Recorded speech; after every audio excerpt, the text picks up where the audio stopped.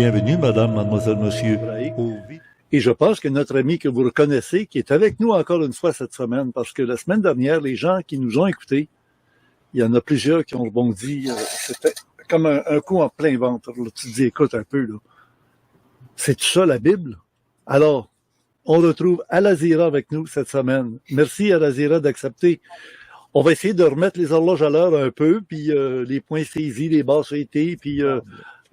alors, quand notre ami Al-Azira nous présente de manière très, très actuelle, avec des images formidables, des constatations qu'on a aujourd'hui, faut pas croire qu'on retombe à la maternelle avec la Bible et puis il y a des petits contes de pour enfants.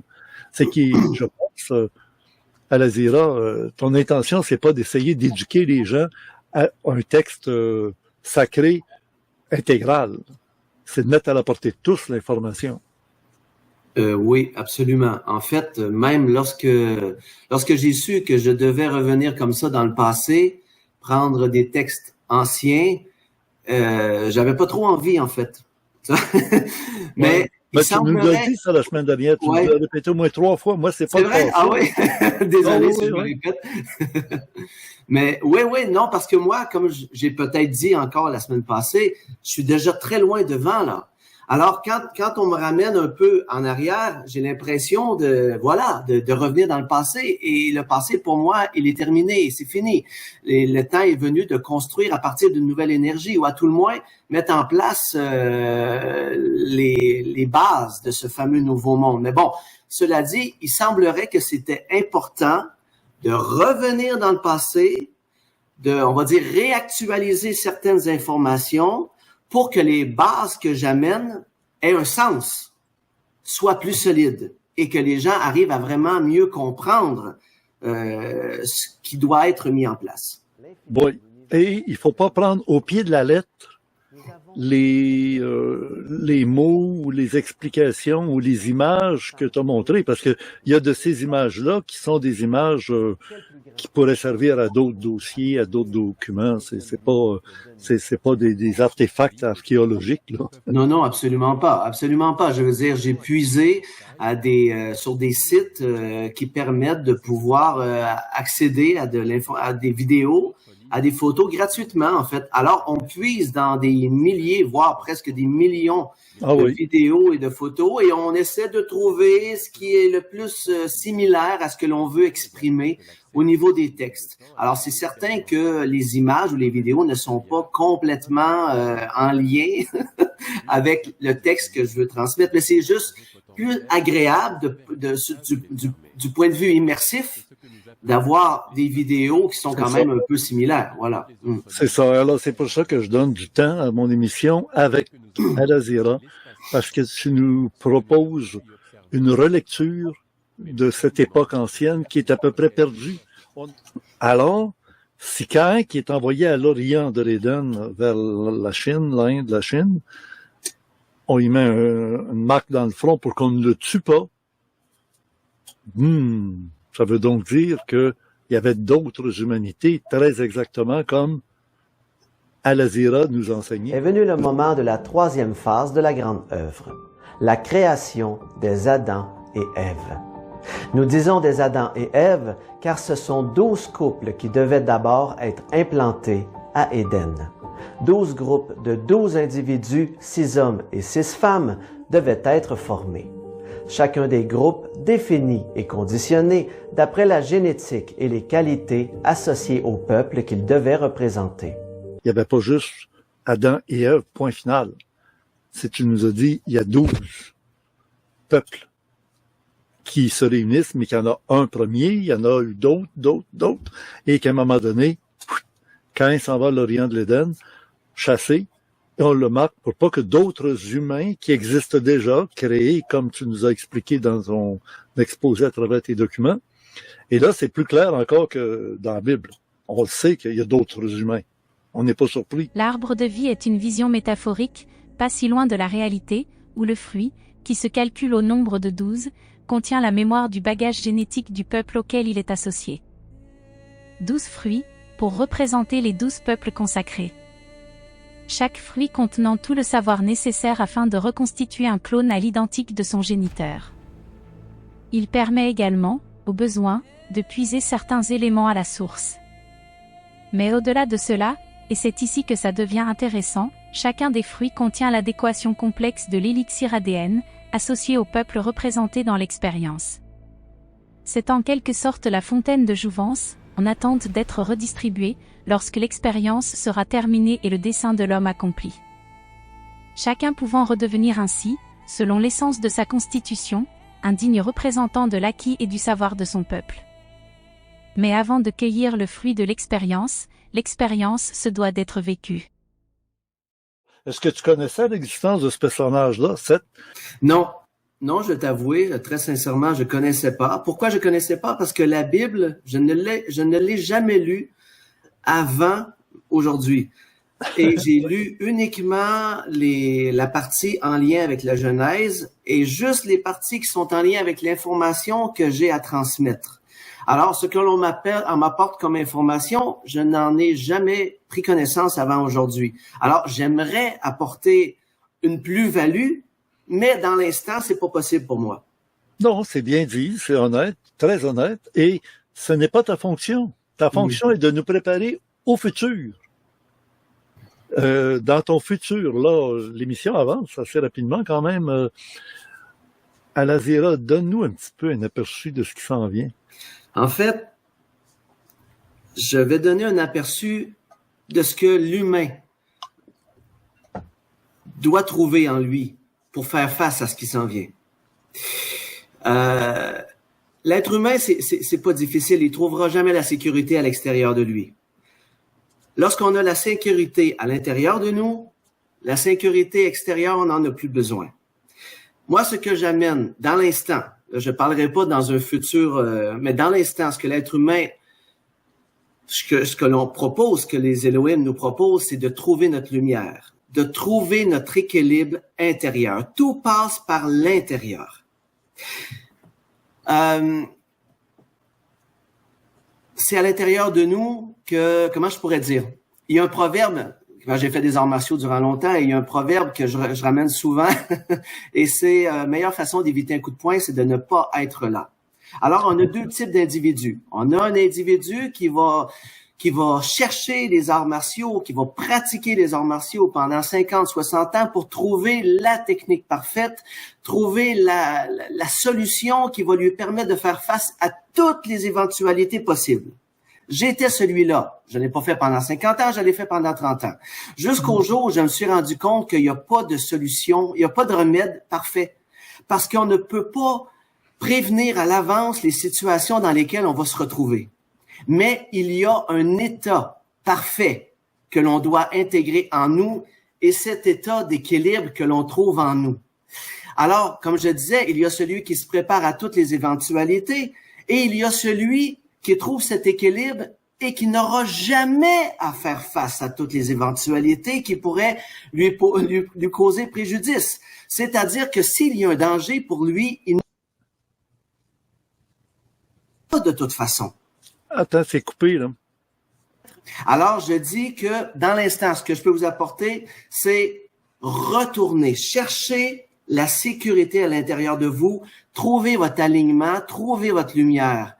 Ensuite de ça, vous pourrez faire face à n'importe quoi et à n'importe qui parce qu'il n'y aura plus rien qui pourra vous atteindre. Attends un peu, là. Comment est-ce que je pourrais dire? On pourrait parler de trois natures d'un avenir néfaste. Ce soit des volcans, un astéroïde qui tombe sur la Terre. Comment peut-on ne pas être là? On est sur la Terre. OK, regarde bien. Regarde bien. On peut être là. On peut tout à fait être là. Mais si on trouve cet équilibre à l'intérieur de nous, on devient avec la faculté de sortir de l'expérience et d'observer ce qui se passe. OK. Alors, on est sur Terre. Moi, ma partie matérielle, elle est sur Terre. S'il arrive un astéroïde en plein milieu du Québec, je disparais. C'est inévitable.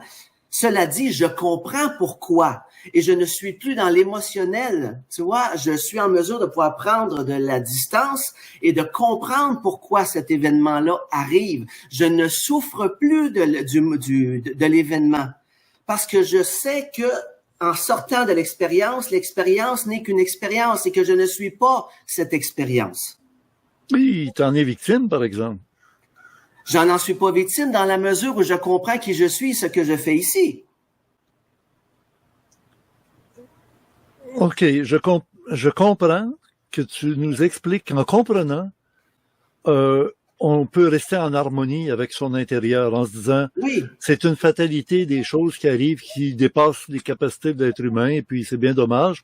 J'étais pas à bonne place au bon moment et ça fait partie de ma fin de vie. Elle va être comme ça. C'est tout. non, Ça en vient fait, de finir. c'est pas tout à fait ce que je veux dire. Ah, Si on a cet alignement, si on est dans notre lumière, on va toujours être à bonne place au bon moment. Mais il y a des moments où si c'est prédit, si c'est prévu qu'il va y avoir un météorite qui va tomber, t'as pas le choix, tu es là. La différence, c'est que tu souffriras pas de l'événement parce que tu vas être dans la compréhension de l'événement. Tu comprends c'est ça. pourquoi ça arrive maintenant? Parce que tu sors de l'expérience. OK. Et tu pouvais pas rien faire contre. C'était un événement qui était prévu et que tu ne pouvais rien faire contre. Parce que de toute façon, t'as pas à agir. Tu pouvais pas agir, mais tu es dans la mesure de comprendre pourquoi l'événement, il arrive. Tu vois, et donc, tu n'en souffres plus. Bon, est-ce que tu vas avoir la même interprétation pour maintenant? Ça, c'est un fait astronomique, comme ça s'est produit sur Terre dans le passé. Il y a des peuples, des civilisations, on parle de l'Atlantide, on parle d'autres, qui ont été détruites. Velikovsky nous explique bien les occasions où ça s'est produit sur Terre, où c'est arrivé géologiquement. Le déluge, c'était comme des raz-de-marée sur les continents et tout. Et ils ont été informés, ils ont été avertis, ceux qui ont pu être épargnés, comme Noé, sa femme et ses enfants. Maintenant, si c'est pas quelque chose d'imprévisible, mais quelque chose qu'on voit monter graduellement, qu'on va appeler une guerre mondiale, peut-être atomique. Alors là, comment toi tu verrais si la suite des événements nous amène à une autodestruction de civilisation par des êtres malveillants qui, par orgueil ou par vanité ou par l'idée de si on l'a pas, personne va l'avoir. Alors, c'est ce qu'on appelle la terre brûlée. Alors, bombe atomique, destruction de l'hémisphère nord de la planète, puis ça, finalement, après longtemps, ça finit par détruire à peu près toute la vie sur la Terre. Est-ce qu'il n'y a pas quelque chose qu'on pourrait faire, là? Est-ce qu'on peut éviter ça? Ça, on pourrait peut-être l'éviter, c'est humain. C'est pas cosmique, là, un astéroïde qui nous tombe dessus. Comment agir? Comment agir en tant qu'individu, c'est toujours la même chose, c'est de se préparer à faire face à l'événement. Je veux dire, avec nos pensées, on crée la réalité dans laquelle nous sommes actuellement. Adolf Hitler, on le sait, là, on vient de passer là, le 80e anniversaire du débarquement en Normandie. Ça a pris beaucoup de morts, ça a pris une action rapide et instantanée et provoquée par l'Occident qui a décidé de détruire et d'atteindre Adolf Hitler. Et pourtant, on s'est dit, on aurait pu avoir quelqu'un qui décide de le tirer pour qu'il continue pas à vivre. Il y a eu 8 attentats clairs, nets, précis contre Hitler. Et dans les 8 attentats, entre autres, il y a eu un convoi. Il fait arrêter son chauffeur, il fait arrêter le convoi. Il sort de la limousine, une Duesenberg. Il change de véhicule, puis il s'en va dans l'autre véhicule. Les gens, après le tournant, ils n'y avaient rien. Il y a eu une intuition. Et Hitler, pouf, l'auto dans laquelle il était a explosé. Il était dans cette auto-là. Il a eu la vision de changer d'automobile. Lui est né, d'ailleurs, Adolf Hitler, dans une région où il y avait déjà beaucoup de médiums. Et il était déjà vraiment bien branché. Alors, est-ce que toi, tu as une clé? Est-ce que tu as un contact? Est-ce que tu as de l'information pour dire les gens vont entendre dans leur fort intérieur une voix, vont avoir un songe la nuit en dormant, vont avoir une intuition tellement forte qu'ils ne pourraient pas s'en sortir autrement que de suivre le conseil qu'ils vont recevoir? C'est sûr, c'est certain qu'il va y avoir quelque chose qui va se passer à l'intérieur d'eux, mais pour que ce quelque chose soit entendu, il faut que l'être humain soit prêt. Parce que si l'être humain a à entendre, ça veut dire que l'être humain, il est prêt à passer à quelque chose de neuf, quelque chose de différent. Ça veut dire qu'il est diplômé en quelque sorte de la planète Terre. Ouais. C'est comme la clé. Et la clé, on la remet à la personne qui est prête à ouvrir la porte. Si on n'est pas prêt à ouvrir la porte sur le plan vibratoire, de toute façon, le passage, il sera pas là pour nous, il s'ouvrira pas. Alors, pour se préparer à ce jour, s'il arrive, eh ben, il n'y a pas 500 solutions. OK, je prends ton exemple de la clé. Pardon? Je prends ton exemple de la clé. Il faudrait Oui. savoir déjà que ça prend une clé pour ouvrir une porte barrée et il faudrait reconnaître la clé. Donc, il y a un stage d'information, d'instruction. Ça prend une clé qui rentre dans une serrure. Voici le style de clé. C'est comme ça, des clés. Et maintenant, vous saurez comment vous en servir devant la porte quand vous serez obligé de sortir. Est-ce que ça prend cette période d'instruction pour que les gens sachent quand le message va arriver? Prenez la clé, dépêchez-vous. Si l'être humain, il est prêt, il va tout intégrer l'information comme ça. Parce qu'étant donné qu'il est prêt, il va pouvoir être en mesure de pouvoir intégrer sans avoir de déséquilibre. Bon, moi, je me demandais si tes vidéos à venir, qui vont concerner l'avenir, justement, ne seront pas un peu un style de... Une partie de la clé. Non, une partie d'instruction. Oui, tout à fait. Pour former les gens à savoir comment procéder au moment où des événements vont arriver. Parce que moi, mes émissions, c'est clairement ça le but de mes émissions. C'est de préparer des gens. Il y a des gens qui meurent depuis les 50 dernières années de mes émissions. Ça fait 50 ans que je suis là. Mais je savais qu'il y en a qui mourraient. Il y en a qui auraient pu éviter la mort. On a donné des conseils. Il y en a d'autres qui ont pas pris les bons moyens. D'autres qui ont pris les bons moyens, sont encore vivants. Et ils vont finir par aboutir au moment où ça va être le temps d'aller chercher la clé. Mais ils vont avoir été préparés. Tes propos sont très, très sages en disant mettez de l'harmonie dans votre intérieur. Votre pensée va créer votre avenir. Vous allez vous créer un chemin de tison brûlant, où vous allez vous créer un tapis de rose qui va vous permettre de courir sur les pétales de rose pour sortir de la maison. Et au bout, il y a une clé. Vous savez comment la choisir, comment la trouver et comment sortir de là. Il appartient à chaque individu la responsabilité de sa réussite. Parce que, puis, cet équilibre, comment je pourrais dire, cet apaisement, vous ne le trouverez pas à l'extérieur. Je vais vous expliquer. Regardez bien. Si on a une question et on va sur Internet et on cherche une solution, une information par rapport à ce questionnement. On va d'un côté, on écoute quelqu'un qui parle de notre questionnement, il apporte une réponse, il dit tout est blanc. Et lui, il arrive avec vraiment des arguments pour nous prouver que tout est blanc. Et soudainement, on tombe sur un autre qui a tout aussi des arguments qui vont vous dire que tout est noir. Et vous vous retrouvez exactement à la même place où vous étiez, c'est-à-dire dans l'incertitude. Au moment où l'on se parle, nous sommes dans un moment où nous ne pouvons plus trouver la solution à nos problèmes en cherchant à l'extérieur, parce que c'est le fouiller à l'extérieur. On n'a pas le choix. Il faut se retourner vers soi pour faire face à ce qui s'en vient. Et faire face à ce qui s'en vient est très souvent beaucoup moins terrible que l'on peut s'imaginer. Parce que l'être humain a une faculté extraordinaire pour rendre les événements futurs tragiques. Dont la Bible dont tu t'inspires, dont tous les peuples de la terre entendent parler de la Sainte Bible, et le Nouveau Testament qui contient l'Apocalypse, ça finit mal, puis ça finit dans la douleur.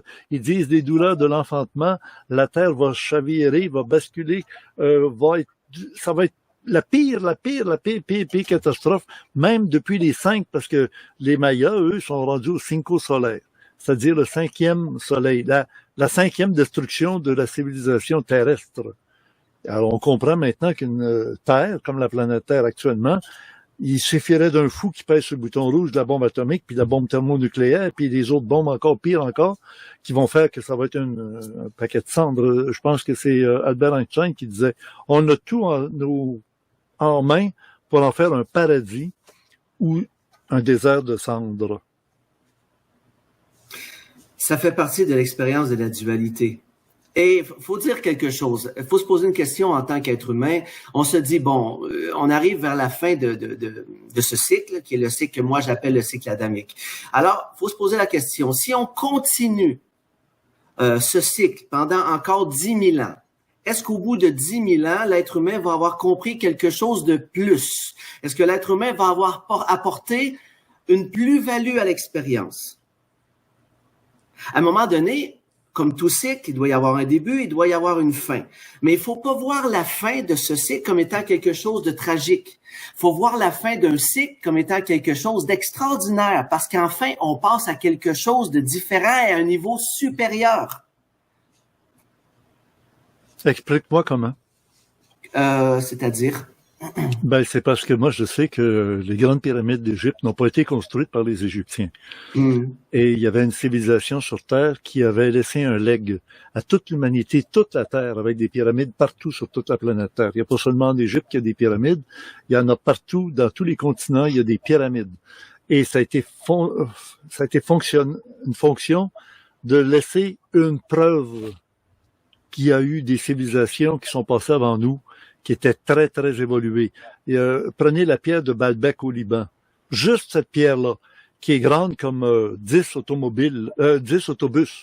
Mettez 10 autobus, collez pour faire une grosse pierre de granit, là, de la grosseur de 10 autobus. Là. 4.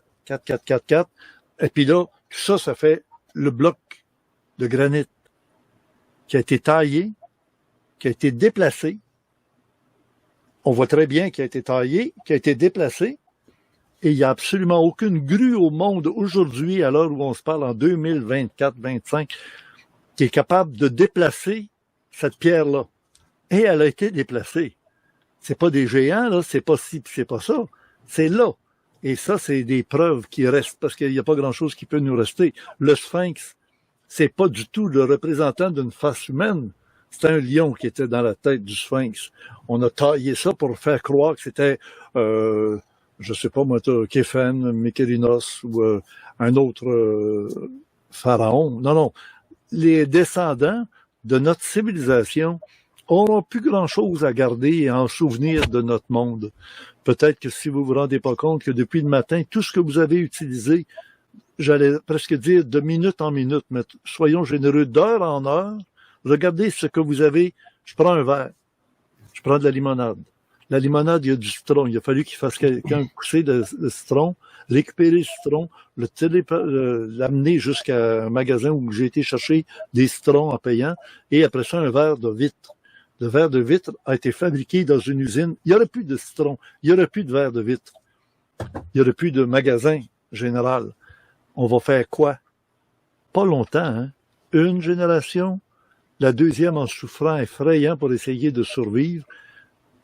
C'est fini. J'ai pris une douche avant de faire l'émission avec toi. Ben, cette douche-là, l'eau était chauffée déjà, et elle me tombait sur la tête. Le savon a été fabriqué par quelqu'un qui a fait du savon. Je sais qu'il y a des artisans qui font des savons, etc. Oui, mais quand tu en as besoin à tous les jours, là, ta réserve de savon, on va durer quoi? 3 mois, 6 mois, 10 mois, 1 an? Au bout de 2 ans, puis 5 ans, t'es crasseux parce que t'as plus de savon. Ça va être terrible. Alors, moi, je te demande, à l'Azira, je te pose la question, est-ce que tu n'as pas une mission? Est-ce que tu as un plan? Est-ce que tu sais ce qui va arriver? Et comment préparer les gens à sortir de cette situation, de cette arnaque planétaire dans laquelle on est piégé maintenant? On se sert de l'argent pour rendre tout le monde esclave. Et tout le monde a besoin d'argent. Et on joue avec ça. On monte les taux d'intérêt, on baisse les taux d'intérêt, on augmente le prix du pétrole, on baisse le prix du pétrole. Le sirop d'érable, on n'en trouve même pas chez Métro. Pourquoi? Ben parce qu'il y en a plus. Attends 2 minutes, on est au Québec, on est le premier producteur de sirop d'érable. Pourquoi il n'y en a plus chez Métro? Ben, il n'y en a plus. Je sais pas pourquoi. Ben, il y a des affaires qui tiennent plus debout, là, parce qu'il y a des manigances qui se font en coulisses. Et ça, à l'Azira, c'est pas ton vrai nom. Puis moi, Richard Glenn, c'est mon vrai nom. Et je trouve que tu as sûrement une raison sacrée pour utiliser un terme, un nom sacré. Les gens qui sortent, mettons, le pape Jean-Paul II, Karol Wojtyła, son vrai nom c'était Karol Wojtyła. Pourquoi il a pris le nom de Jean-Paul II? Il y a des raisons. Pourquoi Al-Azira, tu as choisi le nom Al-Azira? C'est que je sens qu'il y a du sacré là-dedans. Oui, mais tout à fait. Ce qui est sacré est secret. Ouais, je fais la distinction entre ma part, on va dire, humaine, Ouais. la partie qui est moi, qui parle avec mon corps, qui est dans cette expérience, et ma partie, on va dire, réalisée, ma partie divine, ma partie qui, elle, a les deux pieds dans l'information, qui, elle, s'assoit à la table avec les Elohim et qui prend des décisions. Alors, pour moi, cette partie-là Attends une minute, tu viens de dire quelque chose de gros, là. Oh! Alors, Al-Azira, c'est ta partie de toi qui est initiée. Voilà. Et à partir de là, tu as de l'instruction. Tu travailles dans le sens travailler, pas dans le sens de souffrir, comme on dit dans le mot travail, ça veut dire souffrir, mais par enthousiasme, Dieu en toi, tu produis des vidéos, tu enseignes des choses à la population sous la guidance de ces Elohim-là. Oui, tout à fait. Oui, oui. Et je peux te dire, avec tout ce que j'ai vécu depuis maintenant 14 ans, j'aurais eu toutes les raisons pour abandonner, mais absolument toutes. Eh ben non, je suis encore là. Je continue encore. C'est ton enthousiasme. Ton enthousiasme, ton Dieu en toi. C'est inévitable, c'est plus fort. C'est quelque Ouais. chose qui part à l'intérieur d'ici, là, qui est en contact direct avec cette énergie d'en haut. Et moi, si j'arrête ça, je ne vis plus. Je ne comprends même plus pourquoi je suis sur Et Terre. dis-moi, est-ce que tu es informé d'un futur proche? Est-ce que tu es informé où tu l'apprends au fur et à mesure? Puis... Genre, j'ai accès à de l'information beaucoup au fur et à mesure. Et ça, ma partie humaine, elle est un peu frustrée parfois. Parce que moi, je fais face à des questions qui viennent de gens à l'extérieur de moi. Et Oui. j'aimerais pouvoir donner des réponses. Mais des fois, je suis obligé de dire non, je suis désolé, j'ai pas de réponse. Et donc, ma partie humaine, elle est frustrée. Un jour, on m'a posé la question, on m'a dit, oui, mais c'est pour quand ce nouveau monde? C'est pour quand ce changement? Et là, j'ai eu comme réponse, et c'est bête, mais j'ai eu comme réponse, si on te dit que c'est pour bientôt, tu vas paniquer, tu vas stresser, tu vas te dire, je serai pas prêt. Si on te dit, t'as encore tout ton temps, tu vas t'asseoir sur tes lauriers et tu vas t'installer devant Netflix et tu vas perdre ton temps. Alors, dis-toi simplement que le jour où ça va arriver et c'est tout. Et si t'as à être prêt, tu vas être prêt de toute façon et c'est tout. Quelle différence Oui. quelle différence entre Netflix et tes vidéos? Pardon? Quelle différence il y a en importance entre Netflix et tes vidéos? Pour le public. Je dirais Netflix, c'est intéressant pour s'échapper du monde dans lequel on vit qui nous fait si peur. Se distraire. C'est pour se distraire. Mes vidéos vont vous apporter des éléments qui vont permettre éventuellement à comprendre ce monde, à pouvoir sortir de ce monde et de même parfois revenir dans le monde, créer des synchronicités, ressortir, voir comment ça évolue, revenir, ressortir. On comprend qu'on est dans une expérience et que ce n'est qu'une expérience. Le fruit de l'expérience va demeurer, mais l'expérience est inévitablement appelée à disparaître. Ce n'est qu'une expérience, mais le fruit de l'expérience, il va rester, puis il va nourrir cette grande intelligence.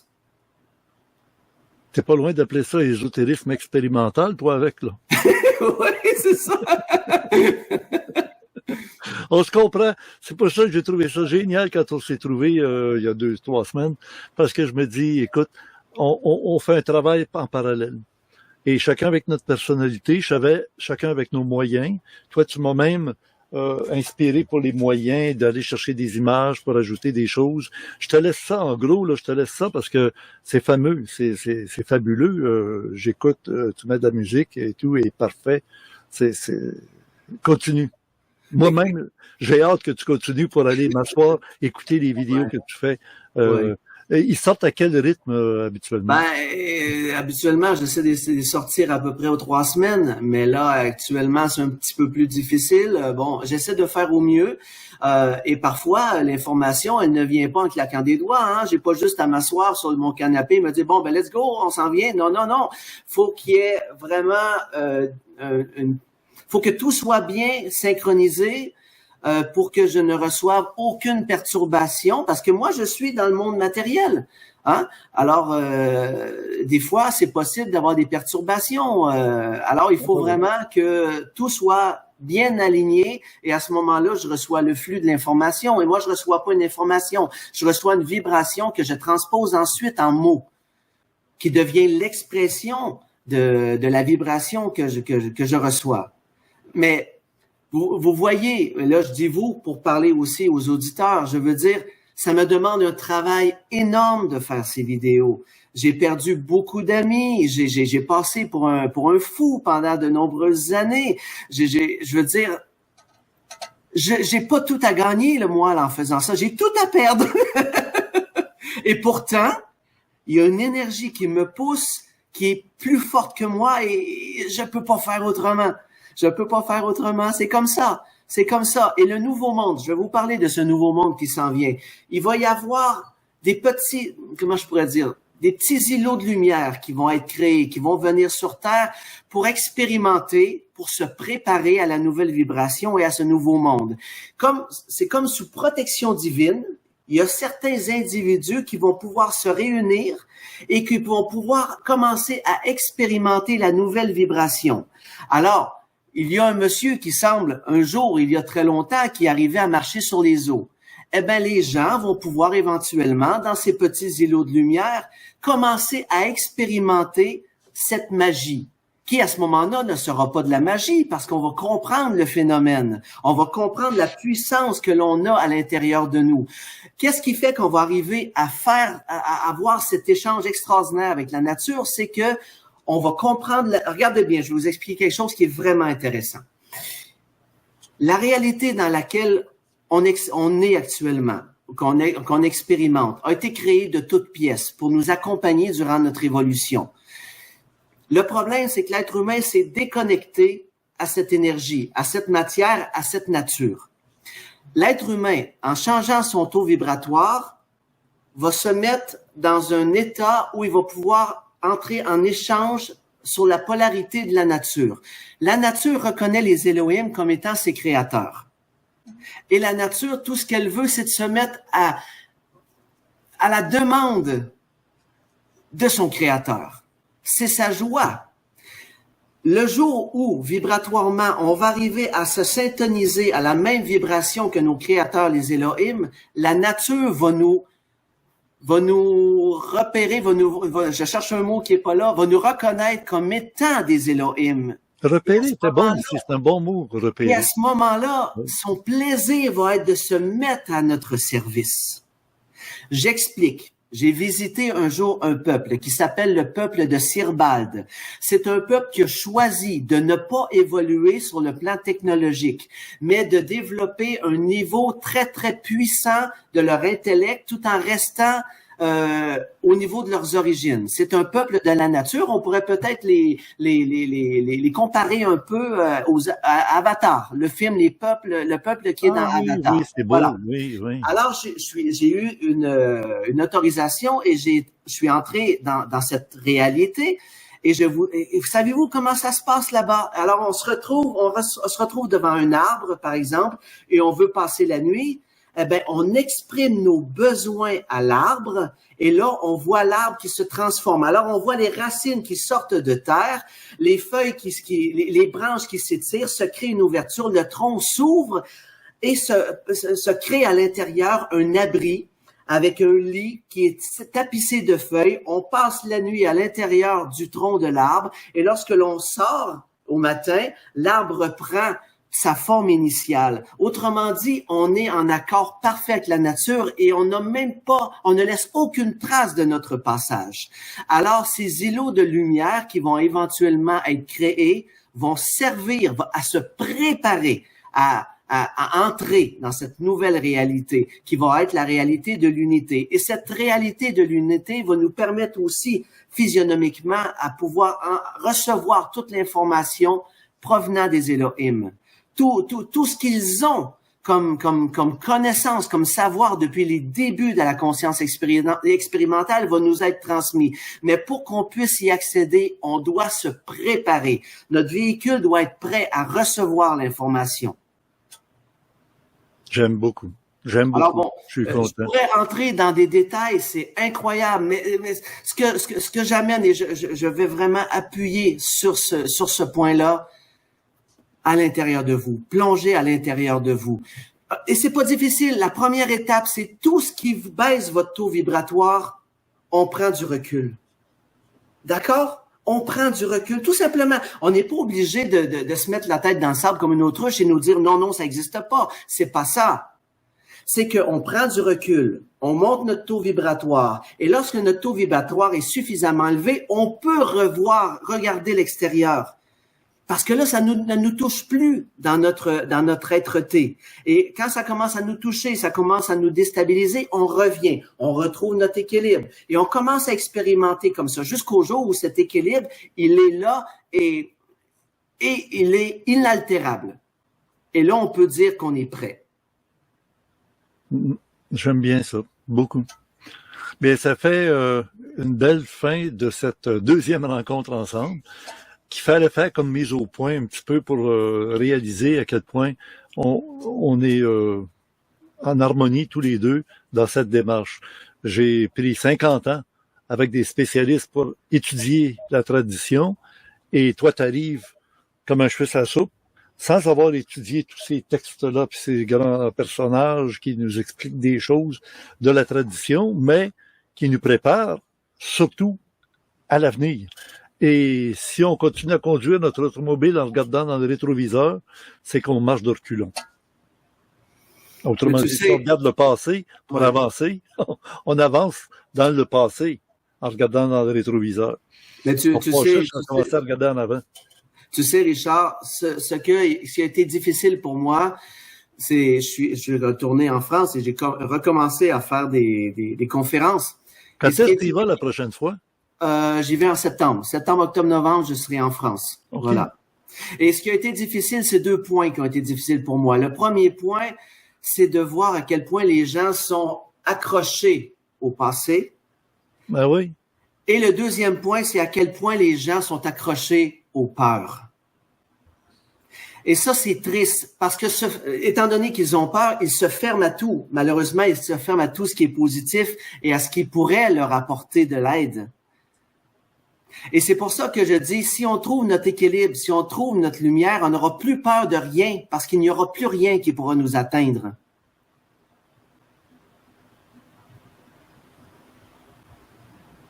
C'est bien. Ben moi, je te remercie beaucoup, Al-Azira. Moi aussi, j'ai mon petit nom secret. Oui, Kiwan. Ben oui, Kiwan, hein, tu le savais. Kiwan. Ah bien oui. Moi aussi, j'ai fait mes recherches. Ah oui, je vois ça, là. Ben moi aussi, j'ai un nom qui est en rapport un peu comme pour le pape, pour les gens qui sont dans le sacré. Tout ce qui est sacré est secret. Et ce qui est secret, c'est ce qu'on secrète. Et en le secrétant, parce que on va le chercher soit par des rêves, par des communications psychiques, par des contacts vraiment spéciaux. Et c'est une autre version de notre réalité qui est pas visible. Alors, le visible, c'est notre nom courant, comme moi, j'ai gardé Richard Glenn, c'est mon nom. Et toi, tu as un nom. Je sais pas si c'est Jean-Paul quelque chose, là, comme je disais, Jean-Paul II. Non, mon prénom, j'ai aucun problème à dire, c'est Pierre, mon prénom. Oh, c'est bien. Tu savais que Pierre, c'est un fondement dans presque toutes les... D'abord, la religion du Christ a été basée sur Pierre, et tu es Pierre, sur cette pierre. Sur cette pierre, je bâtirai mon église. Ça, c'était Saint-Pierre. Est arrivée la nouvelle religion aujourd'hui qui s'appelle la science. Hein? Les scientifiques, là, on ne jure que par la science. Les dogmes scientifiques. Qui est le grand premier pape de la nouvelle science, c'est Albert Einstein. Eins, zwei, drei. En allemand, là, 1, 2, 3, ça se dit Eins, zwei, drei. Einstein, c'est le nom allemand pour dire stone. Stone, ça veut dire? Pierre. Pierre. Alors, Pierre 1, Einstein. C'est encore Pierre. Puis là, dans le Nouveau Monde, qui se retrouve, Pierre Al-Azira. Ben oui. Je ne sais pas si je serai là. J'espère bien, ben oui. C'est drôle parce que moi, je me fais surnommer l'ésotériste du Nouveau Monde. Comme je te dis, il y a vraiment des correspondances entre ton travail, mon travail, mon public, ton public, ou notre public, un jour on dira. Tout à fait, tout à fait. Et il y a quelque chose dans Nouveau Monde que les gens doivent se rappeler, c'est qu'il y a le mot « nouveau ». Alors, dans le Nouveau Monde, je sais pas si vous pouvez apporter votre ancien. Très bien dit. Et on ne parle pas de renouveau, on parle de nouveau. Catégoriquement, complètement neuf. Et Totalement.